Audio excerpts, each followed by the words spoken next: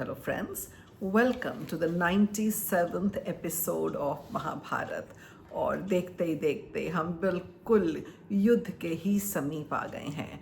और पिछले एपिसोड में हमने देखा था कि कैसे वेद व्यास जी ने दिव्य दृष्टि दी थी संजय को, ताकि वो पूरा युद्ध का वृत्तांत और विवरण धृतराष्ट्र को सुना सके जो कि अंधे थे। तो धृतराष्ट्र ने संजय से पूछा कि भीष्म तो मनुष्य, गंधर्व, देवता और असुरों की व्यूह रचना जानते हैं, तो उन्होंने हमारी 11 अक्षौहिणी सेना की व्यूह रचना कैसे की?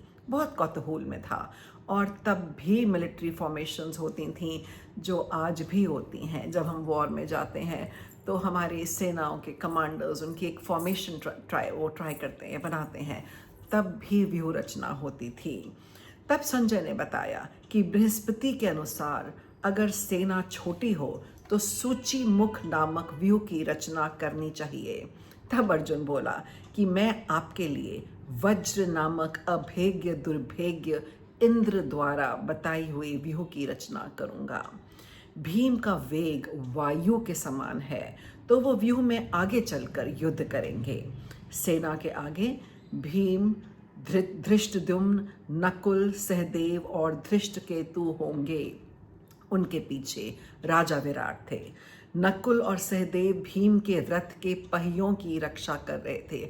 आजकल जैसे हमारी फॉर्मेशंस चलती हैं एरोप्लेन्स में, दो उनके साइड को फ्लैंक करते हैं, या हमारी बड़ी शिप्स जाती हैं तो फ्रिगेट्स होती हैं, वैसे ही रथ के उनके पहिए के रक्षक भी चाहिए थे। इनके पीछे द्रौपदी के पुत्र पांचों और अभिमन्यु, और उनके पीछे शिखंडी था जो अर्जुन की रक्षा में रहकर भीष्म का विनाश सोच रहा था। आप तो जानते ही हैं कि अब उसका तो जन्म ही शिखंडी का भीष्म की मृत्यु के लिए हुआ था। इस व्यू के सब ओर मुख थे, हर जगह से ओपनिंग थी और देखने में बड़ा भयानक था। स्वयं अर्जुन गांडीव धनुष हाथ में लेकर शिखंडी की रक्षा कर रहे थे और मध्य में स्थित थे, क्योंकि अर्जुन को पता था कि शिखंडी ही भीष्म का निवारण है। और सूर्योदय होते ही भीषण बादल गर्जना हुई, जबकि बादल नहीं थे। प्रचंड आंधी उठी और कंकड़ बरसे और पूर्व दिशा की ओर से भारी उल्कापात हुआ। Lord of meteors fall. सूर्य की प्रभा फीकी पड़ गई और पृथ्वी भयानक शब्द कर कांपने लगी। ये सारे अपशकुन थे। In those days they were believed, और आज भी। संजय बोले कि दोनों ओर के वीरों की समान अवस्था थी। दोनों प्रसन्न थे और युद्ध को उत्सुक थे। कोई भी डरपोक नहीं था। दोनों तरफ बराबरी के योद्धा थे। तो कौरव सेना का मुख पश्चिम की ओर था और पांडव पूर्वामुख थे। पांडवों का मुख पूर्व की तरफ था। कौरवों की सेना दैत्यराज की सेना के समान जान पड़ती थी। एक तो बहुत विशालकाय थी, बहुत बड़ी थी, 11 अक्षौहिणी। और पांडवों की सेना देवराज इंद्र की सेना के समान शोभा पा रही थी। पांडवों के पीछे हवा चलने लगी और कौरवों के पृष्ठभाग में पीछे मांसाहारी पशु कोलाहल करने लगे, जो अपशकुन के सूचक थे। तो कुछ भी उनके तरफ से नहीं जा रहा था जो कौरवों के पक्ष में हो। कौरव सेना प्रमुख समान अपार थी, बिल्कुल समुद्र के समान अपार सेना थी, और उनका व्यू प्रतिदिन बदलता था। रोज वो एक नए व्यू की रचना करते थे ताकि अपने एनिमी को, शत्रु को अचंभित कर सकें। संजय बोले कि यदि कौरव सेना में महारथियों की भरमार थी और बहुत विशाल थी, पर सेना तो वही अजय है जिसके मार्गदर्शन कृष्ण हैं, और कृष्ण तो अर्जुन के साथ हैं, और नर और नारायण की जोड़ी तो हमेशा इकट्ठी रहती है। युधिष्ठिर कौरव व्यूह रचना देखकर उदास हो गए और भीष्म के आगे असहाय लगे। वह बोले, भीष्म की व्यूह रचना का भेदन असंभव है।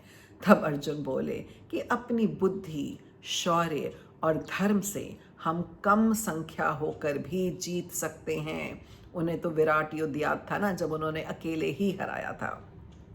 इस युद्ध में हमारी विजय निश्चित है। अर्जुन में बहुत आत्मविश्वास था और कृष्ण जी का साथ था।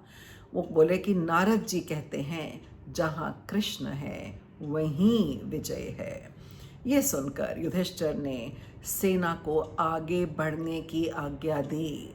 ब्राह्मणों ने आशीर्वाद दिया और स्वस्ति वाचन किया। आज भी आप किसी बड़े महत्वपूर्ण कर्म के लिए जाते हैं तो लोग ब्राह्मणों को बुलाते हैं, पूजा पाठ का आयोजन होता है। तो युद्ध तो शायद उनका आखिरी युद्ध होना था बहुतों का। तो फिर युद्ध को उपस्थित देखकर श्री कृष्ण ने अर्जुन से कहा कि शत्रुओं को पराजित करने के लिए तुम पवित्र होकर दुर्गा देवी की स्तुति करो। आप तो जानते ही हैं कि दुर्गा देवी जब क्रोधित होती हैं, उनकी जैसी अपार शक्ति किसी भी नहीं, तो उनको संतुष्ट करना चाहिए। अर्जुन तुरंत रथ से उतरे और अनेकों तरह से देवी दुर्गा की स्तुति कर उन्हें प्रसन्न किया। तो कृष्ण जी तो हर चीज़ जानते थे कि क्या कब करना चाहिए। वो बोले कि तो अर्जुन बोले देवी दुर्गा को कि तुम तो कार्तिकेय की माता हो और दुर्गम स्थान में वास करती हो। स्वाहा, स्वधा, कला, काष्ठा, सरस्वती इत्यादि आपके ही नाम हैं।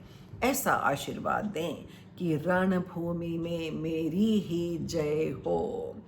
अर्जुन की भक्ति देख देवी भगवान कृष्ण के सामने प्रकट हुई और आकाश में ही उन्होंने प्रकट होकर अर्जुन को आशीर्वाद दिया और विजय का आशीर्वाद दिया।